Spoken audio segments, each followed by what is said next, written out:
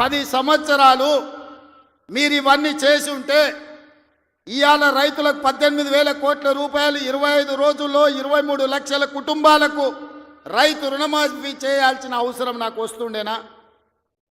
10 ఏళ్లలో నువ్వు 1,00,000 రూపాయలని 4 విడతలని మిత్తి కడతా అని అసలు మిత్తి కలిసి తడిసి మోపెడై రైతులు దేశంలోనే ఆత్మహత్యలలో 2వ స్థానం తెలంగాణ రాష్ట్రం వచ్చిన సంగతి చంద్రశేఖరరావు గారు మర్చిపోయినట్టున్నాడు.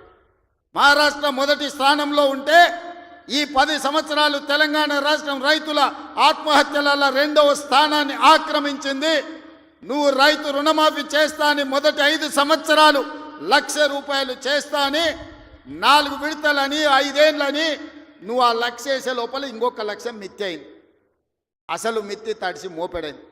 రెండవసారి మళ్ళీ 1,00,000 రూపాయలు ఇస్తా అని 5 ఏళ్ళైనా 1,00,000 రూపాయలు పూర్తి చేయలే.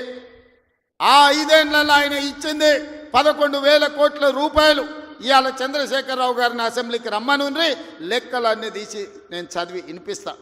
5 ఏళ్ళు అధికారంలో ఉన్న నువ్వు 11,000 కోట్ల రూపాయల రైతు రుణమాఫీకి 5 ఏళ్ళు తీసుకుంటే, ఇందిరమ్మ రాజ్యంలో కాంగ్రెస్ ప్రభుత్వం 25 రోజుల్లో 23 లక్షల కుటుంబాలకు దాదాపుగా 18,000 కోట్ల రూపాయల రైతు రుణమాఫీ చేసి 2 లక్షల వరకు ఉన్న రైతాంగానికి మేము రుణమాఫీ చేస్తే పెద్ద మనిషిగా అభినందించాల్సింది పోయి, ఒకవేళ మనిషి పెద్ద మనిషివైనా నీకు చిన్న బుద్ధి ఉంటే మౌనంగా నన్ను ఉంటావేమో అనుకున్నా.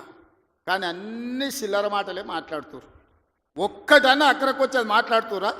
ఎవడన్నా సంసారం చేసేటోడు మాటలు మాట్లాడుతురా? వాళ్ళు తండ్రి కొడుకు అల్లుడు వాళ్ళని చూడండి ఒక్కసారి వాళ్ళు ఏమేమి మాట్లాడుతురో చూడండి. 10 ఏళ్ళు ప్రభుత్వం నడిపినాడు, 10 నెలలు కాకముందే నువ్వు దిగిపో మేము కూర్చుంటామంటారు. 10 ఏళ్ళు కూర్చున్నారు కదా, ఏం ఎలుగబెట్టిర్రు? ఎలుగబెడితే ఏం ఎలుగబెట్టిర్రో చెప్పండి. 10 ఏళ్ళు మీరు చేయలేని పనులు మేము చేస్తుంటే మీకు కడుపు నొప్పి వచ్చిందా? మీకు కాలు నొప్పి అయిందా? ఏం నొప్పి అయింది? మీకు ఏడ నొప్పి లేస్తుంది? నాకు అర్థమైతలేదు. మీ నొప్పికి మా కార్యకర్తల దగ్గర మందు ఉన్నది, పెడతారు. ఏడ పెట్టాలనో ఆడా మీకు నొప్పి లేచిన కాడ మా వాళ్ళు మందు పెడతారు, సిద్ధంగానే ఉన్నారు. మీరు అనుకుంటున్నాం సోషల్ మీడియాలో 4 హౌల పోస్టులు పెట్టి పెద్ద మొనగాళ్ళం అనుకుంటున్నట్టున్నారు. మా వాళ్ళు ఏంటంటే అధికారం వచ్చింది ఇప్పుడు తొందరగా ఉంది అని కొంచెం రిలాక్స్ అవుతున్నారు. వస్తున్నాయి స్థానిక సంస్థల ఎన్నికలు, మా వాళ్ళు తయారవుతారు, అప్పుడు తెలుస్తుంది ఇద్దరికి బామార్దులకు. ఇవాళ నేను అడిగేది ఒక్కటే, 10 ఏళ్ళల్లో నువ్వు చేసిన రైతు రుణమాఫీ అంతా లెక్కలు తీద్దాం.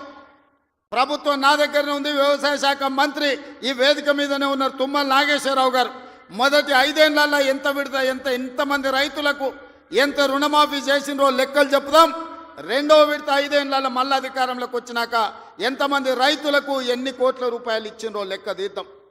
25 రోజుల్లో మనము 2 లక్షల రూపాయల మేరకు రైతులకు చేసిన రుణమాఫీని 2014 నుంచి 2018 వరకు, 2018 నుంచి 2023 డిసెంబర్ వరకు, 2023 డిసెంబర్ నుంచి 2024 డిసెంబర్ వరకు 3 సార్లు రైతు రుణమాఫీలో 2 సార్లు చంద్రశేఖరరావు చేస్తే, ఒక్కసారి ఈ వేదిక మీద ఉన్న మా మిత్రులందరూ చేసిర్రు. లెక్కలు తీద్దాం, వాస్తవాలు మాట్లాడదాం. చంద్రశేఖరరావు గారు మీరు అసెంబ్లీకి రాండి.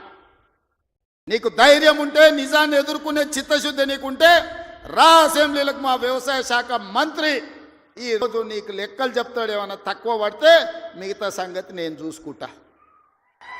అదేవిధంగా తెలంగాణ ఉద్యమమే నిరుద్యోగ సమస్య.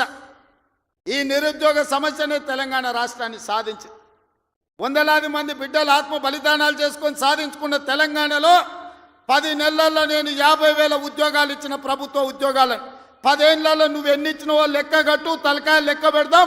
50,000కు ఒక్క తలకాయ తక్కువ ఎల్పీ స్టేడియంలో అందరిని పిలుస్తా. 50కి తక్కువ ఉంటే అక్కడ నేను క్షమాపణ చెప్తా. స్వతంత్రం వచ్చినప్పటి నుంచి భారతదేశంలో ఏ రాష్ట్రం కూడా మొదటి సంవత్సరంలో 10 నెలల్లో 50,000 ఉద్యోగాలు ఇవ్వలేదు.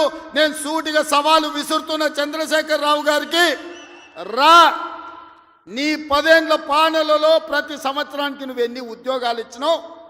10 నెలలల్లా నేను 50,000 ఉద్యోగాలు ఇచ్చిన లెక్క కట్టి తలకాయలు మొత్తం ఎల్పీ స్టేడియంలో పిలిపించి అందరిని పెడతా. నువ్వు వాళ్ళ తల లెక్క పెట్టుకో.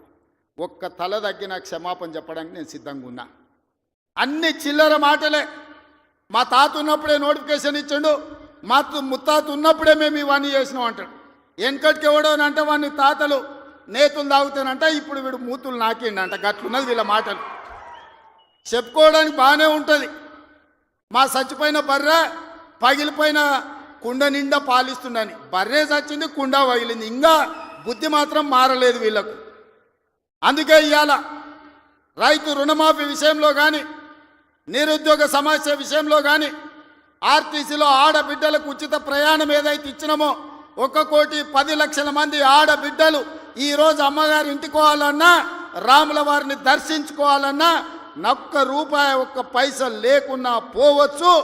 3,700 కోట్ల రూపాయలు మంత్రి పొన్నం ప్రభాకర్ గారు ఇవాళ ఖర్చు పెట్టి ఆడబిడ్డలకు ఉచిత బస్సు ప్రయాణం ఇచ్చాడు.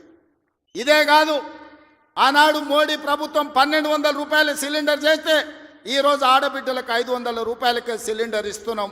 ఆ శాఖ ఉత్తమ్ కుమార్ రెడ్డి గారు చూస్తున్నారు. అదేవిధంగా ప్యాడీ ఆయన ఏమన్నాడే, కేసీఆర్ ఊరేసుకుంటే ఊరేసుకున్నట్టే అన్నాడు. అన్నట్టు ఉండాలి కదా. ఆయన మాత్రం ఫామ్ హౌస్లో 150 ఎకరాల్లో ఊరేసుకున్నాడు. అవన్నీ లెక్కలు తీసి బయట పెట్టిన వీడియోలతో సహా. మా సార్ అట్లా వేసుకున్నాడు కానీ అని వాళ్ళ తాబేదారులు వచ్చి చెప్పారు.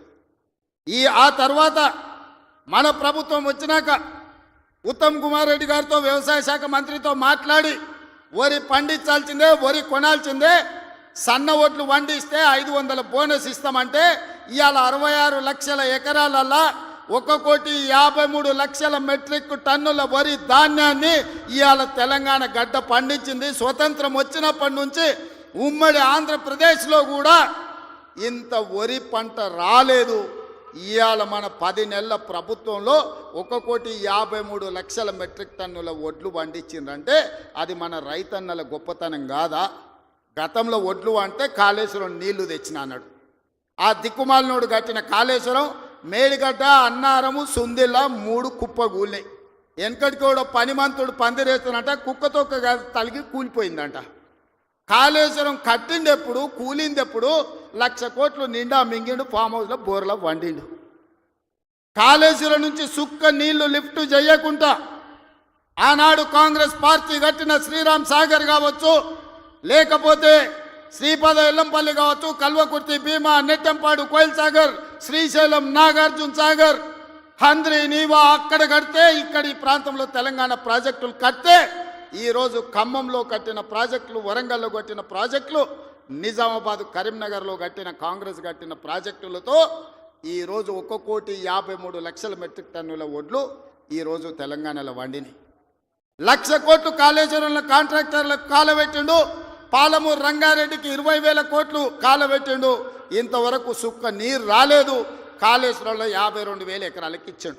1,00,000 కోట్లు కాంట్రాక్టులకు బిల్లు ఇస్తే 52,000 ఎకరాలకు నీళ్ళు వచ్చినాయి. ఈసారి అవి కూలిపోయి అది కూడా రాలే. ఇప్పటి వరకు చంద్రశేఖరరావు గారు ఈ 10 ఏళ్లల్లో 1,83,000 కోట్ల రూపాయల ప్రజాధనాన్ని ఇరిగేషన్ ప్రాజెక్టుల మీద పెట్టిండు. నేను సూటిగా అడుగుతున్నా, ఏ ప్రాజెక్ట్ అయినా నువ్వు పూర్తి చేసినవా? ఏ ఒక్క ప్రాజెక్ట్ అయినా